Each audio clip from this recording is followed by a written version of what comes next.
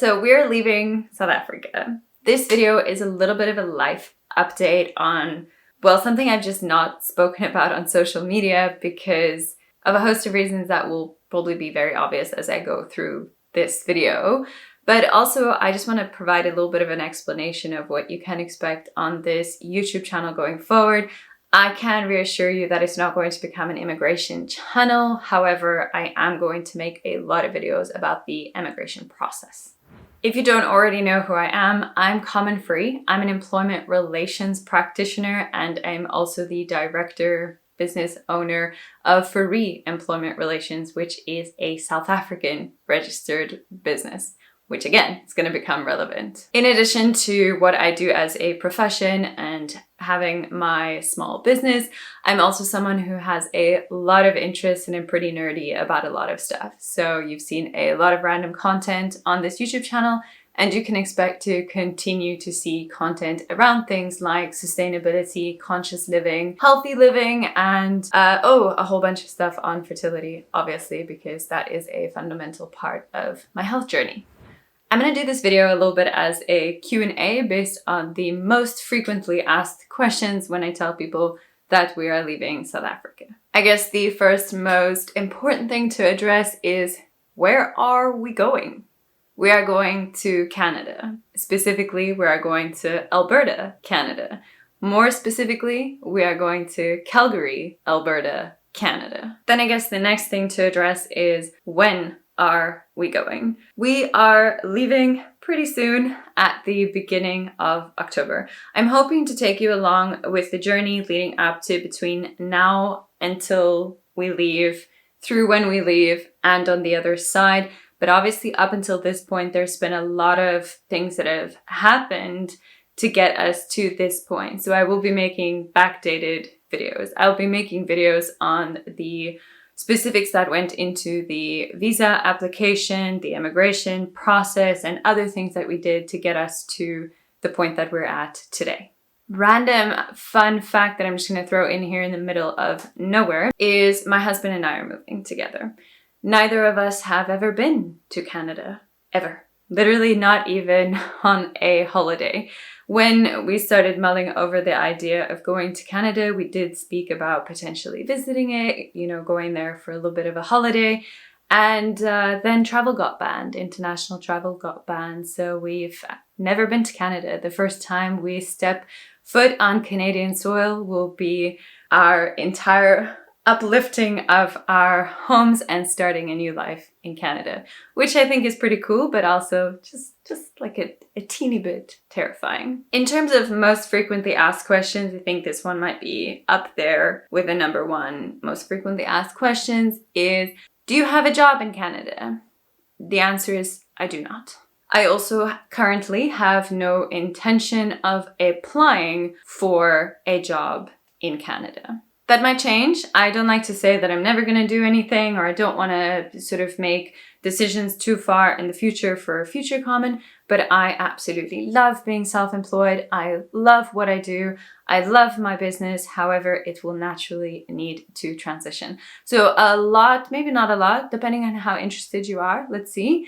But some of my videos are going to be around things that I've already done to prepare for this move, to start the transition of my business, as well as the things that I will be doing going forward to kind of figure out the complexities, financial immigration, tax things, abiding by company legislation. When do I want to sort of, if I want to close my business in South Africa, open up a Canadian business, is that even possible? Do they have the type of business that I have here in Canada? Because I actually don't think that they do. And how have I gone about managing client relationships and new clients that I've actually signed who know that I am leaving, what I've done in terms of that contractual agreement, and what I have planned for, just being able to earn an income going forward through this transition, etc. I'm quite excited to share that journey. So a few times I might say this in this video, so I don't want to get annoying with that, but I don't necessarily know what information you would like to hear or what's going to be interesting for you to see. So please remember to pop your questions in the comment section below so that I can remember as we're going through this on top of my very long checklist of everything else that I'm going to be doing for emigration to respond to that and just to take you on this journey. I obviously don't have everything figured out. I'm going to learn as we go along, but I'm excited to do so and I'm excited to share it. I just thought of something that was actually not planned for this video, but I'm going to put it in here. I know that I have an interesting accent. Just to clarify, I am South African. My birth certificate is somewhere here. I was born in South Africa. I have a South African passport, South African birth certificate. My accent comes from the many years that I spent in Dubai as a teenager, and it just kind of stuck. Back to the job thing. The next question is, does Ian have a job? Ian is my husband who is going with me on this journey. We're doing this together. No, he does not have a job in Canada. The visa application or the emigration application that we did was one that you do not have a job before you go. You apply for employment after you've landed in Canada. So there's no jobs around our emigration process, and I will also, he will probably feature in some of the videos, and I'll take you through what he does in terms of employment and changing professional qualifications and all of those things, because we will have two different experiences which might be helpful for people to see the two different experiences based off of if you're emigrating or you're thinking about emigrating, or it's just vaguely interesting to you to see the two different avenues that we're taking and potential challenges that we have or how we navigate those waters. The next question is how are we emigrating? With this one, I specifically mean like visa type, or, you know, you can't just like tell a country you want to come and land and start living there. I don't think we didn't do that.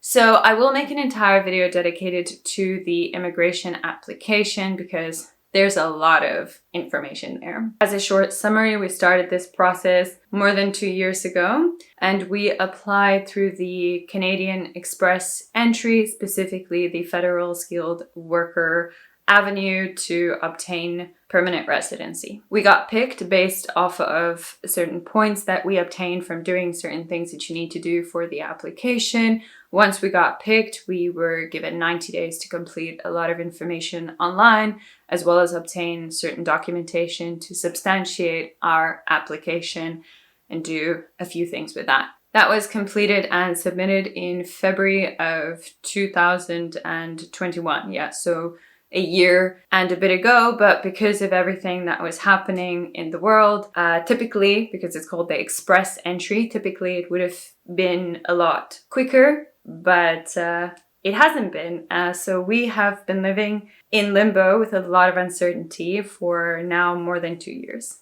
Limbo living is pretty tough. I know that lots of people have had a tough time over the last 2 years, so this is not a pity party for myself, but I am going to speak about it because I think that there were a lot of people who had certain plans of immigration and they were disrupted because of everything that was going on. And we are definitely, you know, part of a lot of people that that's happened to. And we've actually been in contact with and formed groups with other people who are also just waiting with an extreme amount of uncertainty. Uncertainty around, you know, will our application be approved? If it's approved, when will it be approved?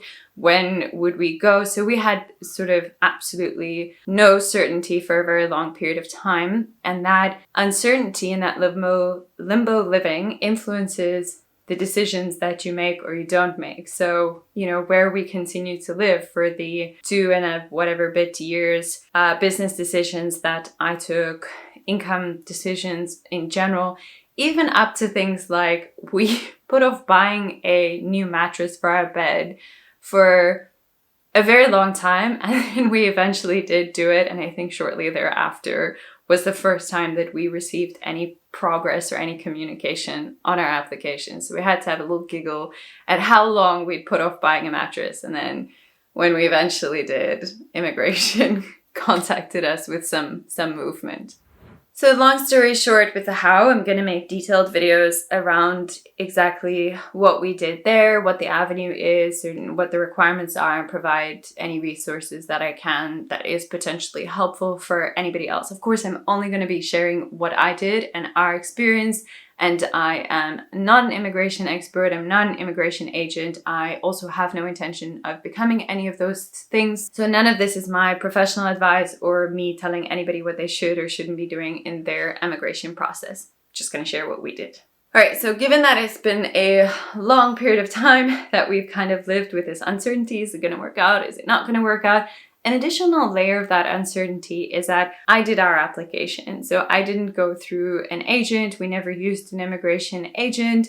We knew other people that had done it themselves as well. So I watched a lot of YouTube videos and I felt quite comfortable to do it myself, but obviously comfortable, but still with a lot of fears. You know, did I do this right?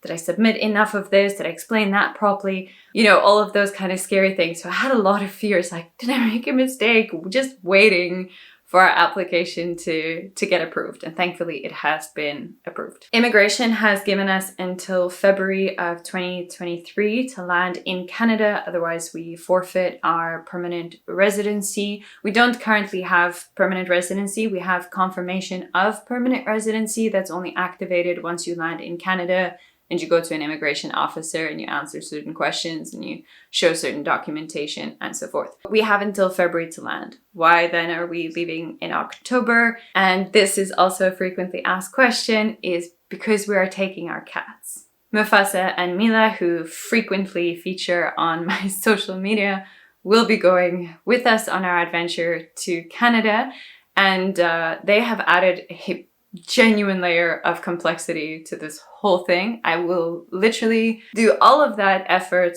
in a heartbeat for them, and I'm more than happy to do it, but wow, it's been a lot. So because we are flying with cats and they're currently booked on our actual flight to go with us, there are even more restraints and complexities if you're trying to take your pet somewhere in winter, especially, you know, Canadian winter, I've heard, is pretty cold.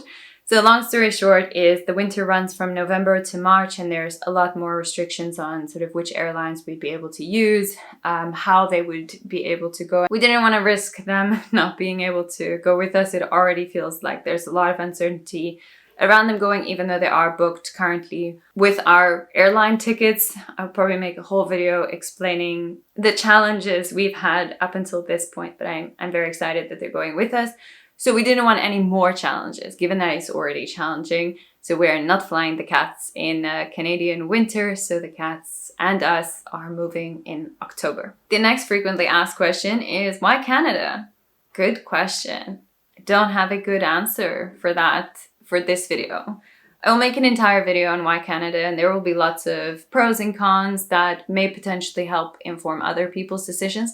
I do want to film why Canada before we go to Canada, so we can all have a little fun experiment to see what my expectations are, the things that are drawing me to Canada, and then what my experience is going to be. I'm quite excited to see how close I get in terms of my gap. But of course, every single country has pros and cons, and there's not like one overwhelming factor as to why we picked Canada. It was the only country that we applied to. We weren't like, oh, we're emigrating, you know, let's apply everywhere.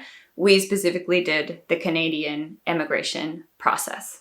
So subscribe for that video. If you have emigrated to Canada, let me know why you emigrated to Canada. That would be pretty cool to hear that. And I guess the next question that is coupled with why Canada is, why leave South Africa? Again, I will make an entire video dedicated to that, probably a topic that I want to discuss with a lot of tact, because I love South Africa, and like I just said, every single country has their pros and cons. So there wasn't really, again, one major factor that contributed to our decision to leave South Africa, but we are incredibly excited to have an adventure. The other thing to bear in mind is that when we made the decision to leave South Africa and when we made the decision to apply to emigrate to Canada, that decision was made more than 2 years ago.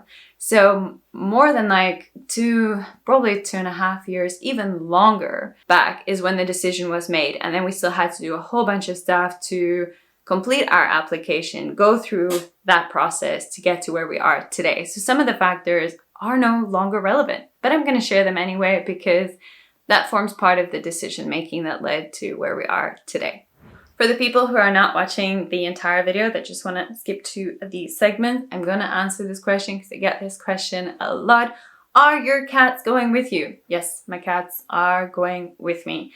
It was an easy decision. It's not like a very easy decision, but it is not always the obvious one because, of course, I want them to go with me. I want to take them, but sometimes I do think like, is this the best thing for them? And I do not have the right answer to whether people should or should not take their pets. I have made the decision to take Mila and Mufasa with me, and I'm really hoping that the quality of life that I give for them throughout this process is the best that I can do for them. But I do still worry about it. I have a lot of fears around them traveling and all of the things that go with that and them adjusting to a new place. But yes, they are going with us. All right, quick battery change and we are back. There are 2 sections left that I want to discuss. So the first one is what you can expect on this channel and for me going forward in the immediate future specifically, but then also thereafter. And then the other thing is to go through the important things that we have done in preparation for emigration that have been completed and ticked off our very long emigration to-do list. All right, let's start with what you can expect on this channel in the immediate future, as well as the nearish, medium to long term, like a year future. First of all, remember to comment your questions. I do want to know what is helpful for you, what information you want to see. I'm kind of just going off of what do I usually get asked, what information did I really want to know, what kind of YouTube videos did I try watch the most in preparation for us going. And because there weren't all that many South African ones, there are, but there weren't that many, I did end up watching ones from other countries. So I do hope to kind of make videos that other people have made from other countries that the topic I found particularly helpful in planning and everything else that goes with emigrating. But before I go into what you can expect in terms of emigration videos, I do just want to sort of give a reminder to anybody who has subscribed because of other types of videos that they've seen on my channel, is that I'm not going to be stopping any of that other content. That other content will be made alongside the immigration videos. At certain points, the immigration videos will be more prevalent on the channel, but at no point am I going to stop making the other types of content that I've been making. All right, so aside from just making the content that I think to make about immigration, I will be answering any questions that you might have if I have answers for them. So what immigration content can you expect? So I have spoken a little bit about that throughout this video, what I'm envisioning doing. So we've got, how long do we have left? We have just over a month and a half. So I am going to make sort of timeline videos as we get closer, take you through what have I done, what do we still need to do, how am I doing these certain things. I've got a to-do list that I'm dividing up into what gets done in August, what gets done in September, what gets done in the very few days of October that we have here, but certain things that have to get done right before we fly.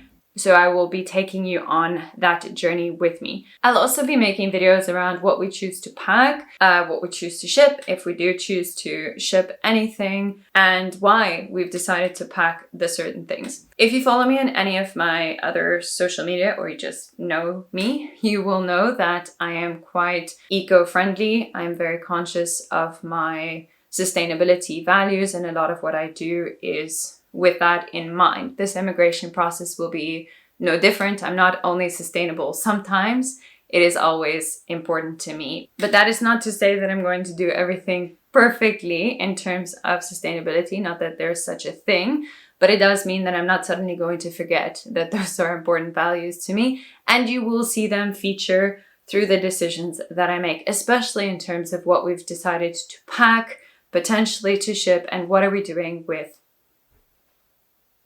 everything in our current home. Then also you may or may not know that I am very fussy about where I source my food and what I eat and other health things that I implement in my life. Also, none of that is going to come to a halt through our immigration process. We are not only health conscious sometimes, we are pretty much health conscious all the time.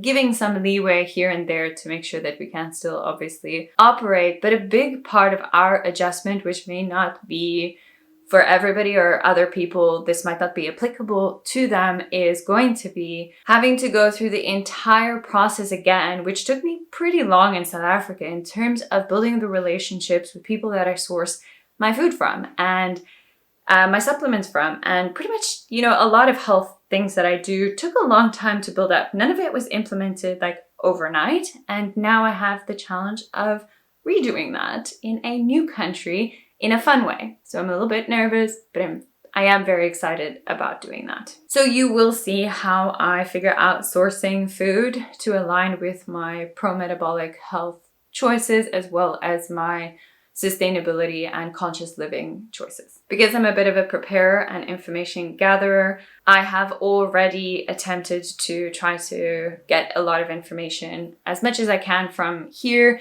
still reaching out to people, still reading up various things around how I'm going to source that stuff. But I am going to source it in a way that it is a smooth landing for us when we land, in terms of being able to eat the way we typically eat, to have certain products that we typically use, not just on our bodies, but also in our home. So if you watched any of my videos on natural living, you'll know that those things are important to me. Now, the last topic for this video before I end this video.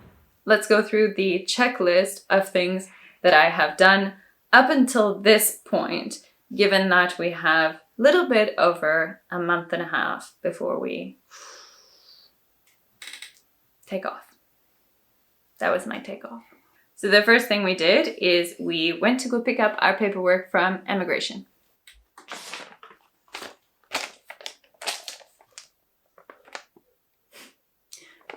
This is our little Canadian file that we picked up from emigration.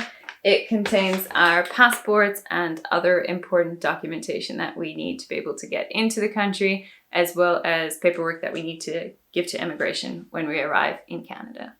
Second thing is the flights are booked, and that they are finally booked, because they were booked and then they got cancelled, and then we had to rebook them, which typically wouldn't be a big deal, but when you're flying pets, it's a big deal.